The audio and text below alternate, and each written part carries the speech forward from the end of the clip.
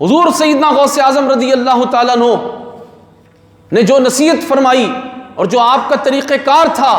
وہ میں آپ حضرات کے سامنے رکھوں کہ سیدنا پیران پیر دستگیر رضی اللہ تعالیٰ عنہ جب یہ دیکھتے کہ لوگ جا رہے ہیں بادشاہوں کے درباروں میں اور وہاں جا کر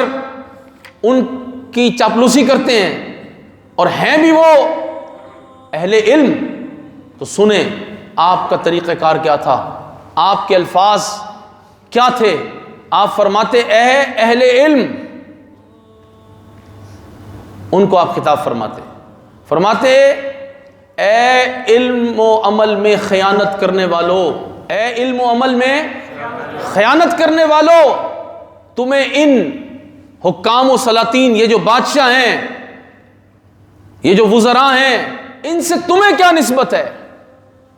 اگر تم عالم ہو، اگر تم شیخ کامل ہو، اگر تم رشد و ہدایت کے منصب پر ہو تو تمہیں ان سے کیا نسبت ہے؟ ان کے درباروں میں تمہارا کیا کام ہے؟ پھر فرماتے اے اللہ رسول کے دشمنوں، کس کو فرماتے؟ مولویوں کو فرماتے اے اللہ رسول کے دشمنوں، اے بندگان خدا کے حقوق غصب کرنے والوں۔ یہ پیران پیر دستگیر رضی اللہ تعالیٰ عنہ کے جملے ہیں۔ آپ فرماتے اے بندگان خدا کے حقوق غصب کرنے والوں، تم کھلے ظلم اور کھلے نفاق میں مبتلا ہو۔ ظالم کے سامنے جا کر کلمہ حق بلند نہیں کر سکتے تو تم منافق ہو، ظالم کو ظالم نہیں کہہ سکتے تو تم خود بھی ظالم ہو۔ اللہ اکبر۔ آپ فرماتے اے عالموں، اے زاہدوں، یہ جو تم نے علم کا لبادہ بھی اوڑا ہوا ہے، اپنے آپ کو صوفی بھی کہتے ہو، آپ فرماتے اے عالموں، اے زاہدوں، بادشاہوں اور سرداروں کے لیے کب تک منافق بن کر ان سے دنیا کا مال و متاع اور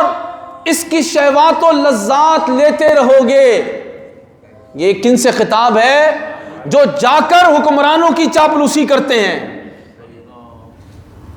عمران خان جیسا تو ہم نے کوئی نماز پڑھنے والا نہیں دیکھا، ہم نے تو اس میں کوئی نیگیٹیوٹی نہیں دیکھی،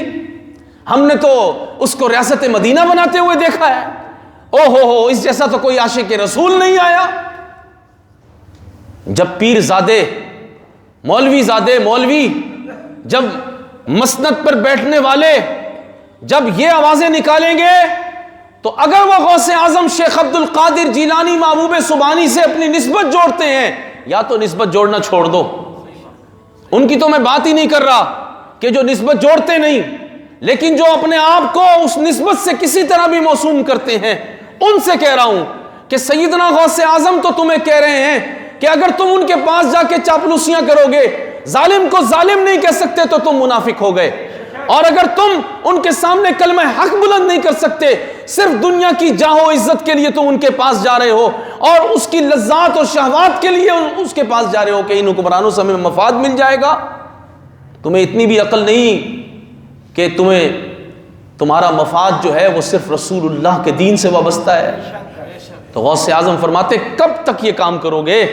پھر فرماتے ہیں تم اور اس زمانے کے اکثر بادشاہ اللہ تعالیٰ اور اس کے بندوں کے متعلق ظالم اور خائن بنے ہوئے ہو، تم خیانت کر رہے ہو، دین میں خیانت کر رہے ہو۔ غوث اعظم فرما رہے ہیں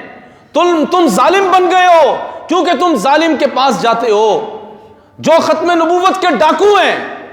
جو ناموس رسالت سے غداریاں کرتے رہے، جنہوں نے اس دین پر اتنے ظلم ڈھائے، پوری قوم کو انہوں نے دین سے دور کر دیا، تم ان کے پاس کیا لینے جاتے ہو؟ کیا مفاد تمہارا وابستہ ہے ان سے؟ جواب دو، ہمیں نہیں۔ پیران پیر دستگیر سلطان الاولیاء حضور غوث الثقلین کریم الطرفین رضی اللہ تعالیٰ عنہ کی بارگاہ میں جواب دو، اگر تمہاری نسبت تمہیں سلامت رکھنی ہے، ورنہ یہ یاد رکھنا غوث اعظم شیخ عبد القادر جیلانی محبوب سبحانی کی شان یہ ہے، العما قہر ہے وہ تیکھا تیرا، مر کے بھی چین سے سوتا نہیں مارا تیرا۔